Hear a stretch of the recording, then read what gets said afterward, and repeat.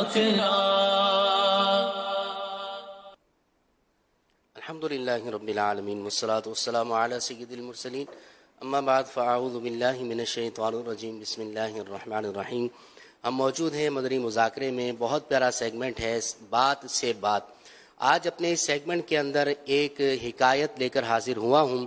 ایک سنار کے انتقال کے بعد اس کے خاندان والے مصیبت میں پڑ گئے، یہاں تک کہ اہل خانہ کے لیے کھانے کے بھی لالے پڑ گئے۔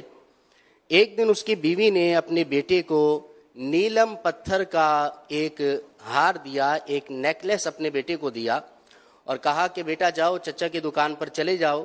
اس بچے کے چچا جو تھے وہ سنار کا کام کرتے تھے۔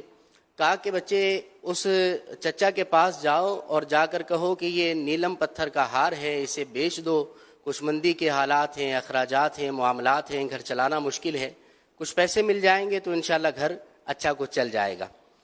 وہ جو چچا تھا وہ بڑا سمجھدار تھا، اس نیکلس کو اپنے ہاتھ میں لیا، اس کو دیکھا، اس کو پرکھا تو اسے پتا چلا کہ یہ تو جعلی ہے۔ اب اس نے اپنے اس رشتہ دار کو، اپنے بھتیجے کو کہا کہ یہ ہار اپنے گھر پر لے جاؤ، لیکن یہ بتاؤ کہ اسے بیچنے کیوں آئے ہو؟ کہا کہ والد صاحب کا تو انتقال ہو گیا، آپ جانتے ہیں گھر میں کوئی اور کمانے والا نہیں، میں ہوں اور والدہ ہیں، یوں گھر کا چلانا بڑا مشکل ہو رہا ہے، تو اس وجہ سے یہ نیکلس بیچنے کی نوبت آئی ہے۔ تو چچا نے کہا کہ بیٹا اپنی مما سے جا کر کہو کہ یہ ہار اپنے گھر پہ رکھیں اور کل سے آپ میرے پاس جاب پر آ جائیں، میں آپ کو ڈیلی کی کچھ خرچی بھی دے دوں گا، ماہانہ کچھ سیلری بھی دے دوں گا، تو آپ کا گھر اچھا چلنے لگ جائے گا۔ تو وہ بچہ کہنے لگا کہ میں جا کر اپنی والدہ سے مشورہ کروں گا اور پھر انشاءاللہ میں آپ کو عرض کرتا ہوں۔ گھر جا کر اپنی ماں سے جب یہ بات کرتا ہے تو اس کی ماں نے کہا بیٹے یہ تو بڑی اچھی بات ہو جائے گی، آپ جاب لیس ہیں، کچھ نہ کچھ چلیں، انکم کا، آمدنی کا ذریعہ بن جائے گا۔ اگلے دن سے وہ بچہ اپنے چچا کی دکان پر جاب کے لیے جانا شروع ہو جاتا ہے۔ چچا اسے کام بھی سکھاتا ہے، روزانہ کے کچھ پیسے دیتا ہے، ماہانہ تنخواہ بھی دینا شروع کر دیتا ہے، اور یوں ان کا معاملہ، گھر کا بندوبست چلتا رہتا ہے۔ پھر ایک وقت آتا ہے کہ یہ لڑکا یہ پتھر شناس ہو جاتا ہے، یہ جوہری بن جاتا ہے، بڑا سنار بن جاتا ہے، یہاں تک کہ دور دور سے افراد اپنے پتھروں کی شناخت کے لیے اس کے پاس آیا کرتے ہیں اور اس سے پوچھتے ہیں کہ یہ اصلی ہے یا نقلی۔ جب اس نہج پر یہ بچہ پہنچتا ہے تو یہ چچا ایک دن اپنے اس بچے سے کہتا ہے کہ بیٹا آپ شروع میں وہ ہار لے کر آئے تھے، بتائیں کہ وہ ہار کہاں پر ہے؟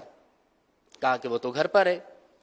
تو کہا کہ کل اسے لے کر آ جانا، اور ایسا ہے کہ ابھی مارکیٹ تھوڑی تیز ہے اور مندی نہیں ہے، آپ کو اس کی قیمت اچھی مل جائے گی، اسے بیچ دیتے ہیں۔ تو کہنے لگا کہ نہیں حضور ابھی تو بیچنے کی نوبت نہیں ہے، اس وقت تو مجبوری میں بیچ رہے تھے، اب اللہ کا فضل ہے بڑا اچھا گھر چل رہا ہے۔ تو چچا نے کہا کہ گھر پڑا ہوا ہے کیا فائدہ، کچھ بیچ دو گے تو چار پیسے آ جائیں گے، گھر اور اچھا چل جائے گا، ضروریات پوری ہو جائیں گی۔ گھر جا کر یہ بچہ اپنی ماں سے مشورہ کرتا ہے، ماں بھی اسے یہی کہتی ہے، لیکن بہرحال جب اس کی ماں وہ نیکلیس، وہ نیلم پتھر کا ہار اپنے بیٹے کے ہاتھ میں دیتی ہے، اور یہ بیٹا اس وقت چونکہ جوہری بن چکا ہوتا ہے، سنار بن چکا ہوتا ہے، اسے پتھر کی پہچان ہو چکی ہوتی ہے، جیسے ہی اس کے ہاتھ میں وہ نیکلیس آتا ہے یہ سمجھ جاتا ہے، اسے دیکھتا ہے، پرکھتا ہے، تو اسے پتا چلتا ہے کہ یہ تو نقلی ہے، یہ تو جعلی ہے۔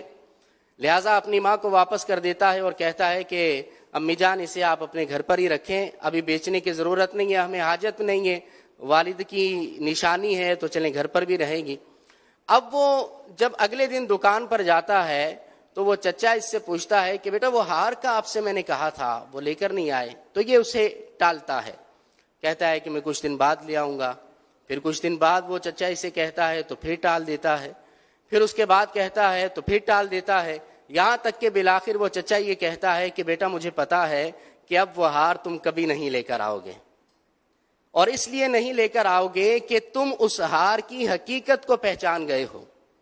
جب شروع میں وہ ہار تم میرے پاس، نیکلس میرے پاس لے کر آئے تھے، اس کی حقیقت کو میں جانتا تھا، تم نہیں جانتے تھے، اور اس وقت اگر میں یہ تمہیں کہہ دیتا کہ یہ تو جعلی ہے، یہ تو نقلی ہے، تو شاید تم سوچتے، تمہارے گھر والے سوچتے کہ آج ہم پر برا وقت آیا ہے تو چچا ہماری چیزوں کو ہی نقلی اور جعلی کہنا شروع ہو گئے ہیں۔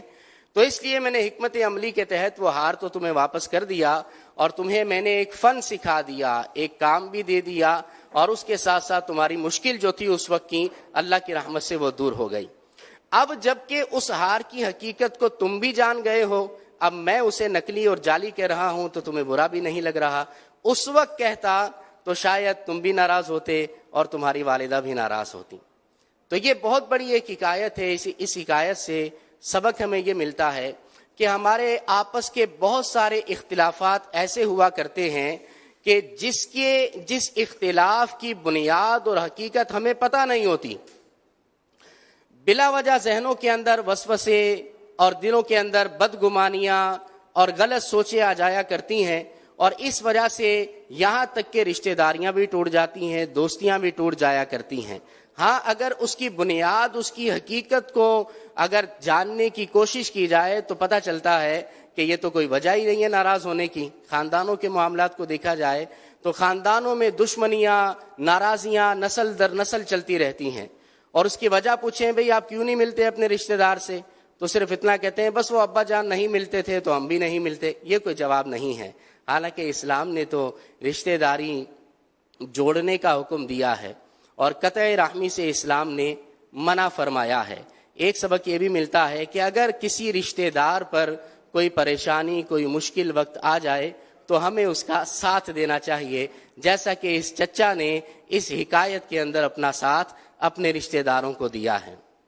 اللہ کریم ہمیں صلہ رحمی کرنے والا بنائے۔ ایک بات اور ذکر کروں گا کہ شب برات آنے والی ہے، اور اس کے اندر جہاں اللہ رب العالمین قبیلہ بنی کلب کی بکریوں کے بالوں کے برابر مسلمانوں کو، لوگوں کو جہنم سے آزاد فرماتا ہے، اس میں کچھ ایسے لوگ بھی ہیں کہ جن کو جہنم سے آزاد نہیں کیا جاتا، جن کی بخشش نہیں کی جاتی۔ ان کے اندر ایک قطع رحمی کرنے والا بھی ہے، رشتہ توڑنے والا بھی ہے۔ تو اپنے آپ کو ریئلائز کریں، تھوڑا سا غور کریں کہ کہیں ایسا تو نہیں کہ ہم بھی بلا وجہ یا کسی بھی وجہ سے اپنے کسی رشتہ دار سے ناراض ہوں، ہماری ناراضگی چل رہی ہو، اختلافات ہوں، جھگڑے پھڈے ہوں۔ شب برات کے آنے سے پہلے اپنے آپ پر غور کریں اور اپنے رشتہ داروں کو منا لیں۔